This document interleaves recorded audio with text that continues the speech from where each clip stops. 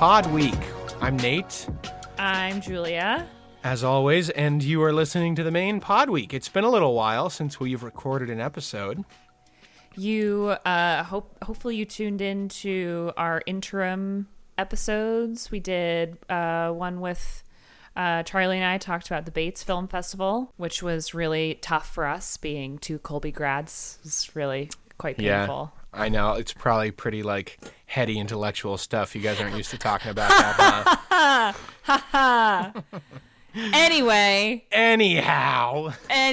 you didn't even go to the Bates Film Festival, so. No, sorry. I was busy with all my friends.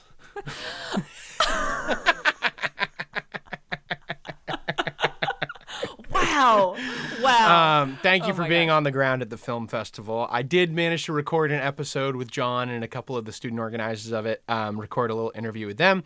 You should give that a listen to if you haven't. I heard great things about the Bates Film Festival, so I hope those who attended enjoyed it. They work hard on it, and it's cool to see that all come together. Yeah, kudos. Kudos. So, Nate, you've been gone for a little bit. I have been gone for a little bit. Where the hell you been? I've been a little bit of a globetrotter boy, which we were talking about, I think, on the last episode that we recorded.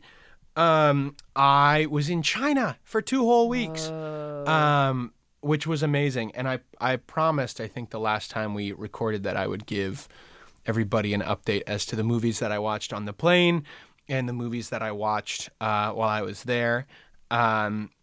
And I gotta come clean, I didn't manage to watch any movies. No. On any of the, during the 36 hours of travel both ways while I was there. It didn't happen. It didn't really happen because I called my doctor and got a lorazepam prescription for the flight. And so took a little sleeping pill and was out for most of it. I mean, that was the correct move.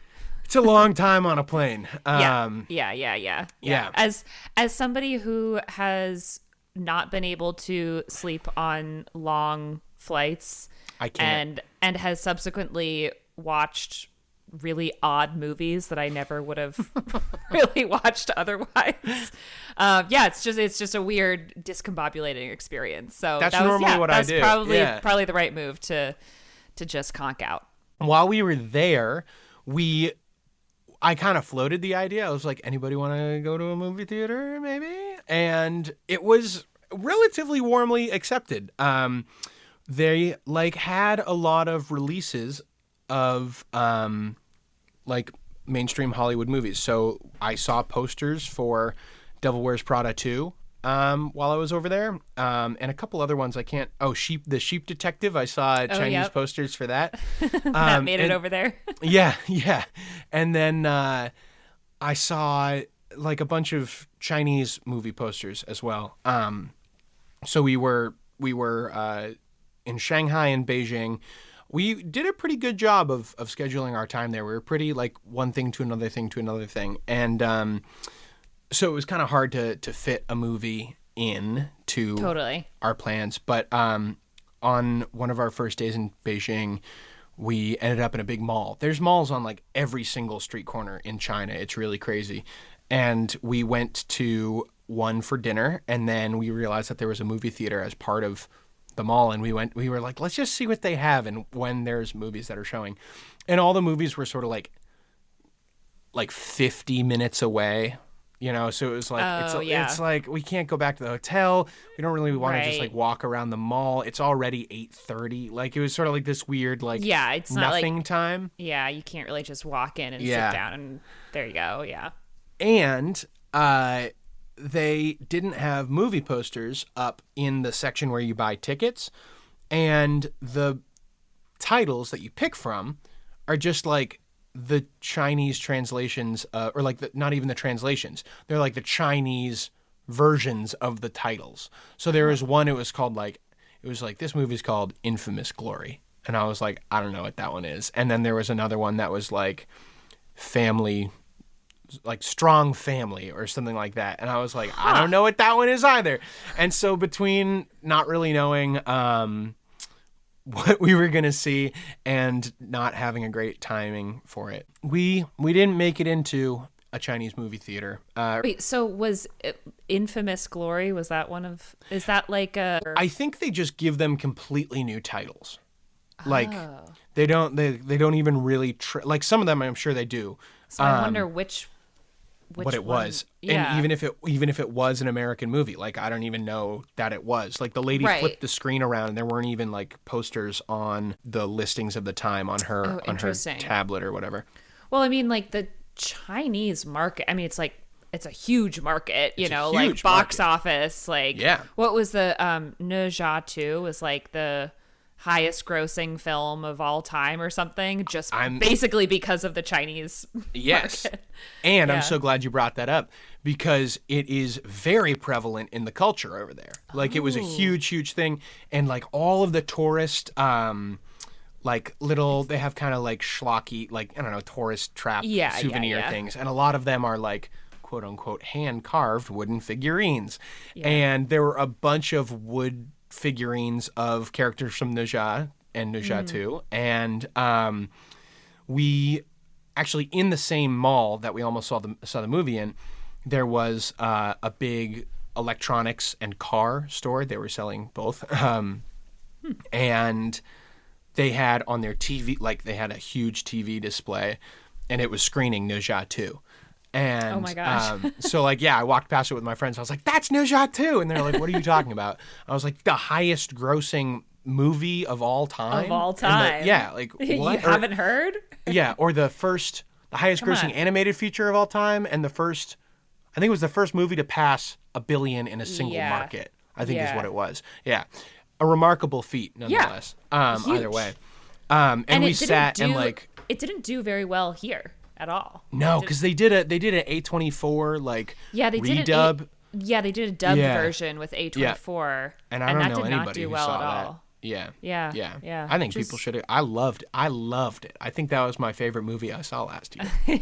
It was such an experience. It was a blast. It was. Yeah, I remember you talking about that on the podcast, and that was It was like early, right when we started it. I think that was early days of the podcast, and it was a great story. Great story. And had fun.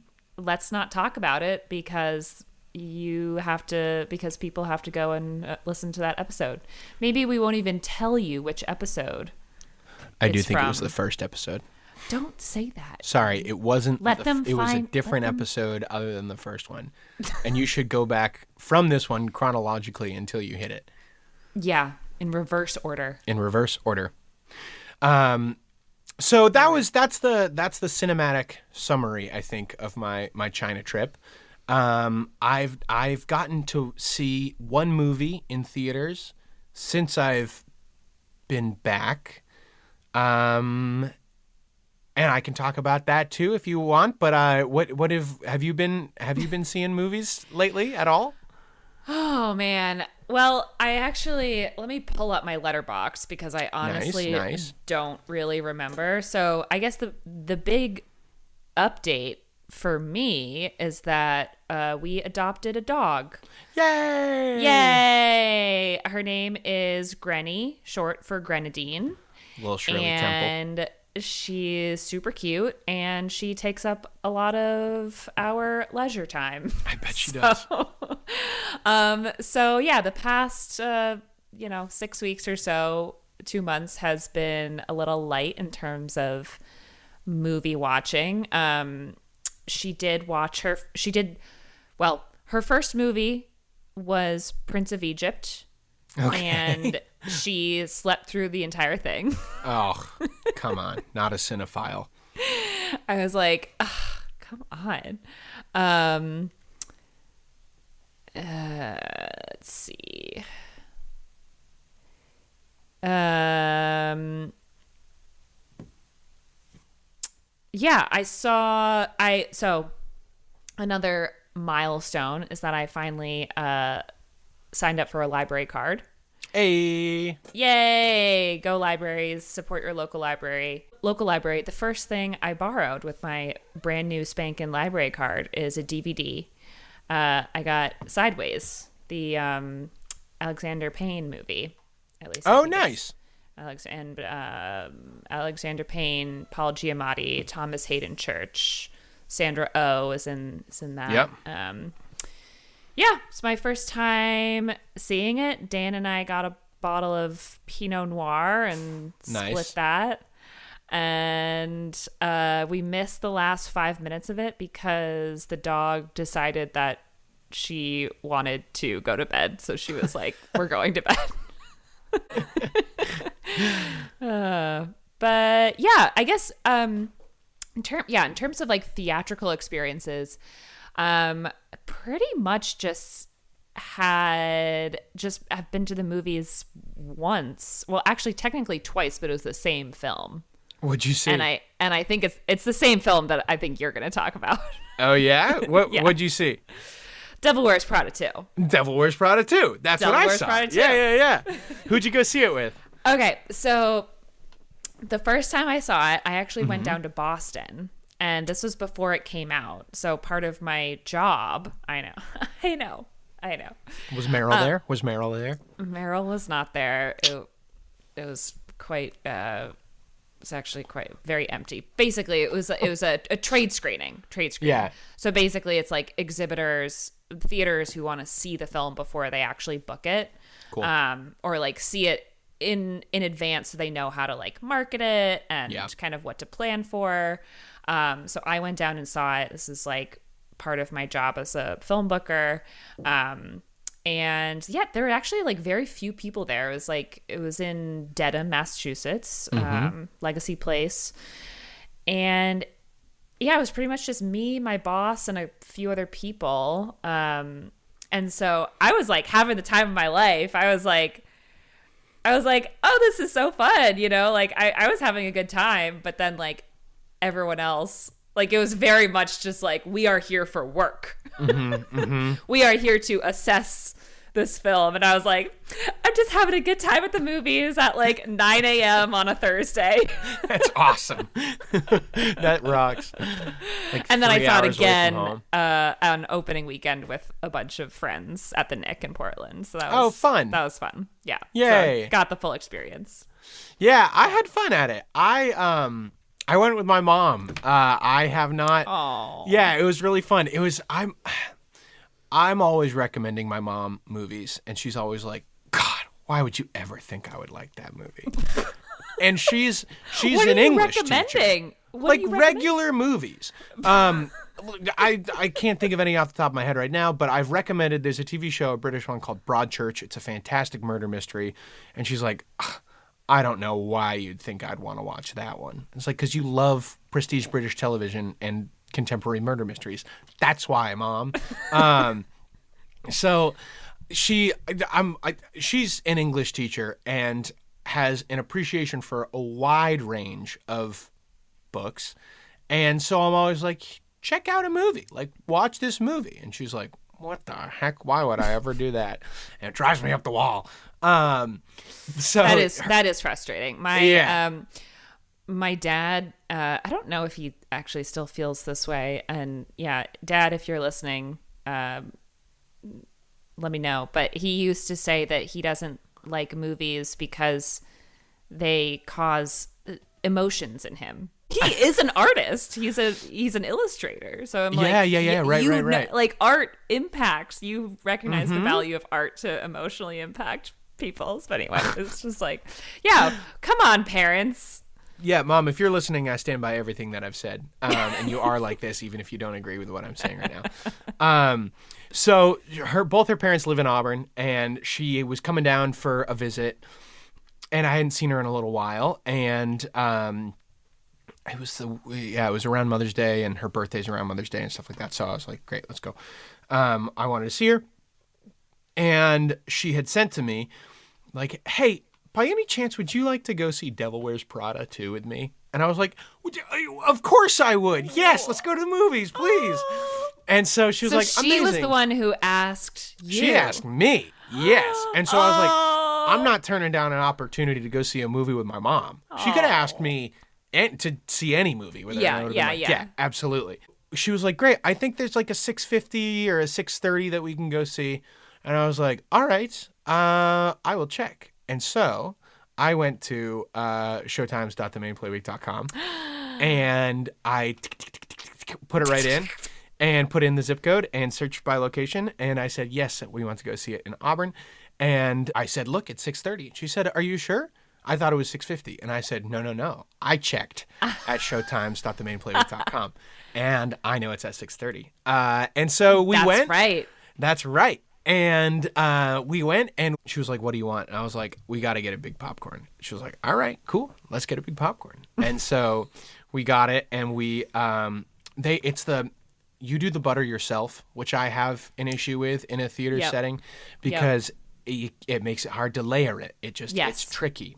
I did attempt the straw snorkel technique where you take a straw and you put it all the way down your bag, and then you pour butter down the straw from the little butter dispenser to try to more evenly disperse. This is one of my wow. This and theater the salt, topping. the thigh salt, the thigh salt. Yeah. These are all important things that you need to be doing if you're going to the movies. I don't mess around.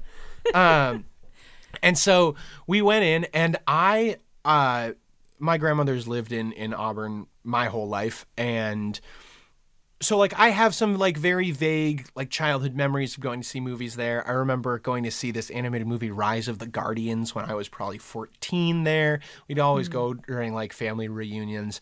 I saw Interstellar there when I was in college because Bates is right across the river there. Right. And I have not been to that theater in a long, long time. And I think I saw Avengers Infinity War there. And that was probably the last time I was there. So 8 years ago or something like that. Mm. This is flagship in Auburn. This is flagship in Auburn, right? Yeah. I was there for the first time and I saw the drama there. Oh, cool. It's a nice theater. I was really impressed. Yeah. Yeah. Also, we were there on a Saturday afternoon. It was like the first nice day of spring too. It was like gorgeous out, and it was hopping. Like it was going crazy in there. And I think it was a lot of there are a lot of like I would say middle to late teen girls there in groups. I think they were seeing the Billie Eilish Spielberg documentary that they did, which looked super cool. And good on them for getting it because it looked like they were excited to see it. Are you looking to see if that's out yet? No, I'm looking to see. It's not Spielberg. It's not James Spielberg. Cameron. It's Cameron. Shit. I was like, that doesn't sound right, especially because Spielberg has another film coming out soon. But anyway, he does. Yeah. Okay. And so we got our popcorn and we went in and we like sat down and my mom was like, "Oh, this is so exciting!" And she was like kicking her feet. And for me, it's just going to see a movie, and I just don't think she really. I was like, we're just going to at the movies, Mom. And she was like, I know, but I don't see movies that often. And I was like, well, you should go more to the movies. It's special. It's special. And they have those big, like, the reclining seats there. And they're heated also, which I didn't realize. You can turn on, well, yeah, I had to turn off the heating on them because I was like, sweaty. Yeah, sweaty. But like I was reclining my chair, and the entire time the leather was like rubbing against itself and making this crazy farting sound in the theater.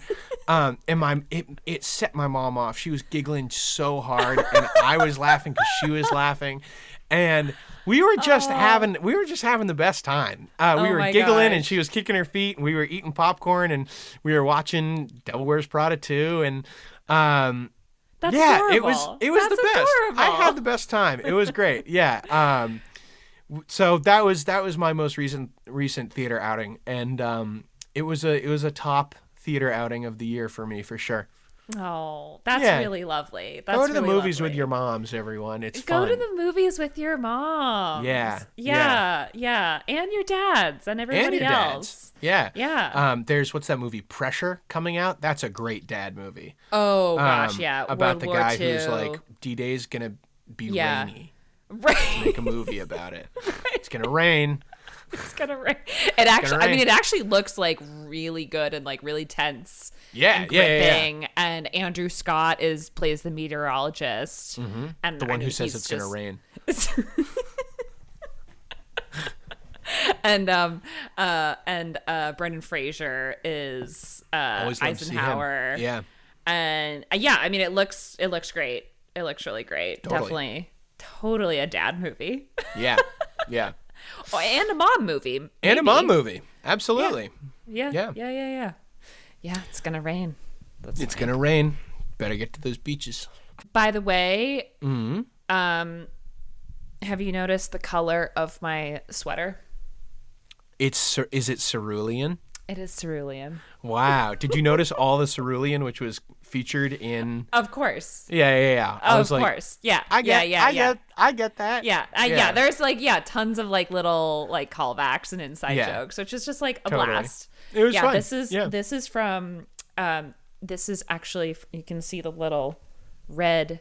No way. Feel. This is from the Old Navy collection. The like that's awesome. Devil Wears Prada like promo, Devil Wears Prada 2 promo collection. I didn't know they did that. That's really cool. Yeah, they did it, and I was like, yes, I need one of those cerulean sweaters for like $30. So easy, like done. Hell yeah, done. Hell yeah. Nice. But yeah, that's so fun. Yeah. Yeah. I went. Yeah. So I went with a bunch of friends: Holly, Sasha, Brenna, Zoe. Like all my girlfriends. The crew. Yeah. The crew. Absolutely. Kiona too. Oh, fun. Oh yeah, you know Kiona. Yeah. Yeah. I haven't seen her in forever. Yeah. But that's really fun. Yeah. Shout out Kiona. Shout out Kiona. Love you so much. Yeah, it was just a fun time, and yeah, wow, that seems so long ago. Yeah. I know. Yeah. It was 2 weeks ago or something like that. Yeah. But yeah, since then, okay, sorry. I don't know what I've seen. Would you like me to ask you a leading question to talk a little bit about MIFF and MOFF? Yeah, sure. Yeah, That'd be cool. What's a good leading question? So since then, you're probably starting to get ready for summer film festival stuff, right? Yeah. So how's that looking? It's kind of crazy, actually. So the Maine Playweek is going to be a media sponsor for both MIFF and MOFF. Woo! Which is super exciting. So we were a media sponsor for the Bates Film Festival as well. Mm-hmm. We got a taste for it, and now we can't get enough. I know. I was like, and yeah, I mean, so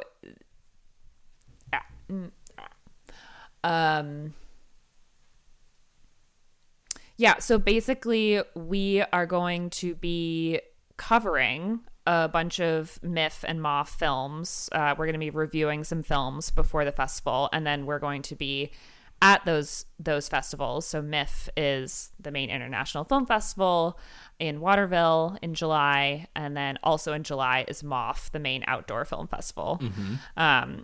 And so we're going to be boots on the ground at those two festivals, just like we were for the Bates Film Festival. And we're going to be interviewing filmmakers and passing out free stuff, maybe, cool. if we get our act together. And yeah, just watching films and meeting people and, shaking hands and kissing babies. Yeah. So all the important stuff. Yeah. So we're going to be launching that coverage for those two festivals pretty soon, because they're going to be, both of them, I think, are going to be announcing their programs within the next week and a half. All of your MIFF and MOFF coverage that you need is going to be on our website. And then we also built out a separate tab in our Showtimes website where it's just called Festivals. And that's where you can see all of the program once it comes out. It's going to be on that tab. Nice. So you can kind of just go to okay, I'm interested in MIFF. What's happening at MIFF? What do I want to see? And then you could just see everything.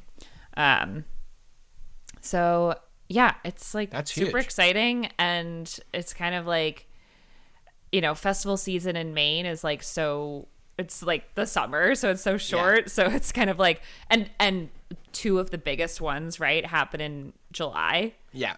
And there's a day, there's a Monday where it's there's no festival happening, and then it's like bam, MOFF. Bam, starts all again. Yeah. And so it's like, okay, let's go. So July, I'm really hoping for bad weather in July.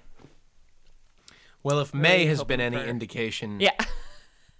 don't even worry about it. Yeah. They got it covered. Yeah. Yeah. So super exciting. It's super great to be on board with the folks who run those festivals. I used to work for MIFF, and I also used to work for MOFF. So it's fun to, work with Mike and Saida from MIFF, and then Nick and Meg from MOFF, basically like old coworkers. Yeah. So I've gotten to know Nick a little bit through my job. Oh yeah. Yeah, and he seems like a cool guy. I don't interact with him super frequently or for long periods of time when I do, but yeah. Yeah, Nick Callanan, executive director of MOFF, and also runs the production company No Umbrella. Mm-hmm. He knows everybody in Portland basically. Yeah. And he's such a cool guy, and the way his brain works is like so fascinating to me. It's cool when you meet people who are just like ding dialed in. It's just very sharp. So yeah, it's really a privilege to work with him again in this capacity. So heck yeah. It's an exciting summer. I didn't make good on my promise to watch movies while I was going to or being in China, but I am still planning to make good on my promise to see a film at a drive-in cinema this summer. Can you imagine if it was a drive-through cinema? A drive-through? It's just like a huge, a long road that takes you 2.5 hours to drive down. And there's a frame on billboards. It's every... All right, we're gonna make this. We're gonna buy a bunch of land in Nebraska. This sounds like a bad business idea. No. It's gonna be something that nobody's ever seen before. It's gonna be a whole new experience. It's gonna be like IMAX but better. Exactly. Yeah. CarMax. I think that one might be taken already. No, that's Carfax. Phew. Okay, then we're. Carmex is the lip balm. Carmex and Carfax is also. But we're threading the needle right through with. Let's check the domain. Should we buy the domain? Let's get it now. No, it is CarMax. Oh no, you're right.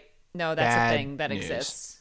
Okay. Well, we're ruined. I'm sorry, everybody. Otherwise, we totally would have done it. Yeah. But we were that just would about be to cool. go public, sort of too. like a. That would be sort of like a giant flip book that wastes a lot of fossil fuels. Maybe we can get like electric monorails to take people through them. I'm not out on this yet. I'm gonna come back and we're gonna figure it. We're gonna crack this one. Maybe we could convert it. We could make it into a train experience, and then it would be like that. Maybe we could then take the movie, and instead of having to look outside the window, you put it inside the train. And maybe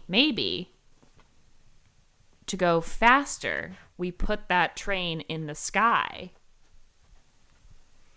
and then the movie is still there, so you can sort of watch, like an immersive theater, right? piece. So you could watch, and maybe the screen would be like on the seat in front of you on the flying train. Oh, now this is, and we wouldn't even need rails for the train. Exactly. Yes. And we could make the seats as uncomfortable as possible. Exactly. I think we have something here. Yeah. I think this is a great idea. All of this being said, I'm going to a drive-in movie theater this summer. Hell yeah. This, I vow to you, the listening community of the Maine Playweek. They're opening back up. I was just talking to somebody the other day that said the Buxton one just opened up for the season. So it's coming back. And we're back, baby. I for one can't be more excited. For that reason, I hope it's not a rainy summer, or at least Yes. the rain coordinates itself with Right. my With the schedule. film. They should make a movie about Andrew Scott doing that.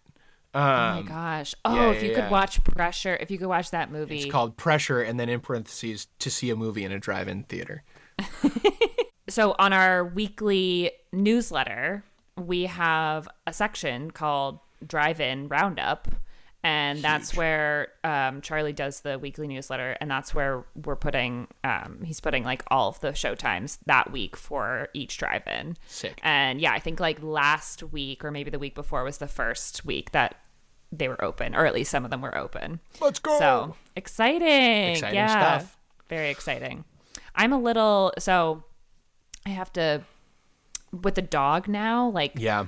the time away, like the Totally. the timer starts when you leave the house, and Yeah. there's no drive-ins that are like super close by to where I live, and so it's like, okay, yeah, we could drive to Pride's Corner and then watch the movie, and like usually I think like most of them are double features, or like I a think lot of they do that drive-ins a lot, operate yeah. on double features, so it's like that's like already it's like it's a lot of time to be It's a lot of time away. Yeah. from the dog. Yeah.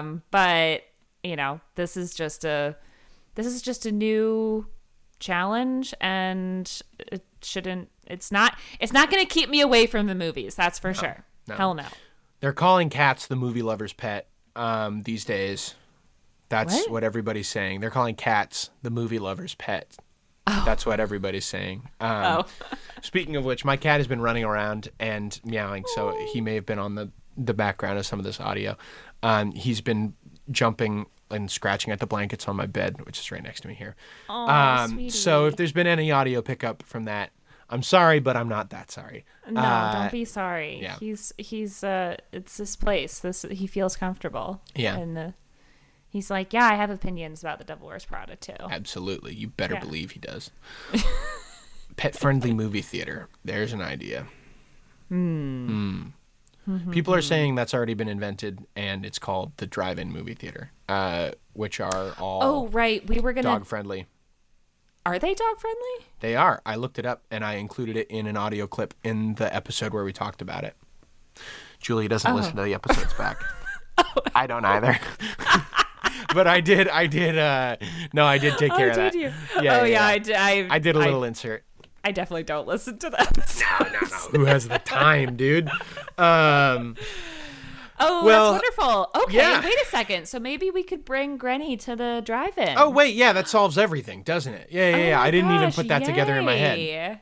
They're calling dogs the movie lover's pet. Everyone's saying this now. Everyone's saying They're calling dogs specifically the drive-in movie lover's pet, I guess. Everyone's saying this. Yeah. I guess like basic dog etiquette, like don't. Oh let yeah, the no, dog it's roam all on the around and websites. pick It's up like their poop and it's everything. like, hey, pick up and be courteous. Don't be a jerk. Yeah. Oh my gosh, maybe Granny could sleep through another couple movies. Oh yeah. They should do a screener of Prince of Egypt and. Yeah. She'll be like, snooze. Done. Easy. But yeah, there's a lot to look forward to this summer. Drive-ins and festivals and lots of fun stuff. There's a couple spooky movies coming out that I may go see. Backrooms is one that I want to see. Backrooms. Backrooms is getting a lot of hype. It is getting a lot of hype. It's got a very young Obsession. director. Obsession is another one. He's like 20 19 years or something old. like that. Yeah. Yeah, all these young all these sort of like YouTube directors, right. doing a lot of horror stuff. It seems like a new category these days that is actually like doing well, like original horror ideas. Yeah. Let them. I say. Hey, you know what? Great. Wait, but I thought you weren't into horror. I'm becoming converted, and also Renata Reinsve is in Backrooms. Yeah. And I'm not going to miss a chance to watch a movie with Renata Reinsve. Yeah. We love Renata. Yeah. She is also in the newly minted Palme d'Or winner from Cannes. Fjord? Yes. Yes. I was in New Orleans this last weekend for a bachelor party, and everybody there, I met them when I lived in Boston, they were in Emerson, and I had just graduated, and I was in like student films. And that's how I got to know all of them. They're lovely people, and they were very dialed into Ken. Oh, yeah. Nice. While we were down there. My buddy Everett, who we were celebrating, was like, I hope they give it to Fjord. They got to give it to Fjord. And it's Renata Reinsva and Sebastian Stan, right? Yeah. Hell yeah. Right on. Yeah. Hell yeah. Yeah. Yeah. I'm sad for sure. Yeah, so a lot of cool stuff coming up. Drive-ins and festivals and Palme d'Or winners and things like that. So we'll probably be back within the next couple weeks, and maybe we'll have gotten to the drive-in by then. And maybe festival season will be in full swing, although we got another month before that, so we'll see. But it's coming like a freight train, and we're excited for it. We'll probably do like a little preview episode where Great. we look at the programs and we, talk about what we're excited to see. And we can find the showtimes at the new festival tab at showtimes.themaineplayweek.com. Yeah. Great. You can either go to showtimes.themaineplayweek.com or themaineplayweek.com/showtimes. Also, probably if you Google just the Maine Playweek showtimes, it'll show up. So, check it out and send it to a friend and just say like, I'm just curious about like, okay, like, is this actually useful to folks? And we'll keep updating it, and we want to make it like super inclusive. So, if there's anything that you see that's missing, get in touch with us. Our email is hello@themaineplayweek.com. Also, just leave a comment on this episode and tell us what you're excited about seeing over the next month or so. There's a lot of cool stuff coming out. Lots of cool stuff. Well, as always, I'm Nate. I'm Julia. Thanks for listening, and we will see you at the movies. See you at the movies. The Maine Podweek is hosted by Nate Stevenson and Julia Dunleavy, and edited and produced by Nate Stevenson. Social media video is produced by Nick Brown, and music is created by Peter Coleman. The podcast is a project of the Maine Playweek, a new media publication covering the moviegoing experience here in Maine. You can support our coverage financially by becoming a paid subscriber to our Substack at themaineplayweek.substack.com/subscribe. Send your ideas, questions, or other musings to hello@themaineplayweek.com, and follow us at The Maine Playweek on Instagram, Facebook, Blue Sky, and Substack. Learn more at themaineplayweek.com. But most importantly, tell your movie-loving friends that we're here, and we'll see you at the cinema.